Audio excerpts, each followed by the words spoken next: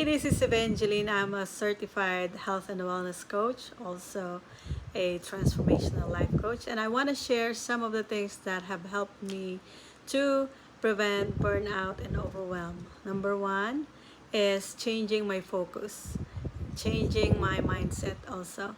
When you focus on your calling, it is really helpful to help you and motivate you to do what you love doing. Number two is changing my lifestyle, making sure I have enough hours of sleep, making sure I drink enough water, and I do something that gives me joy. Those are very, very helpful. Number three is changing my environment. Find what you're passionate about. If you are surrounded by negative people, move to a different company or to a different job. So hopefully those three are helpful. There are so many ways, but these are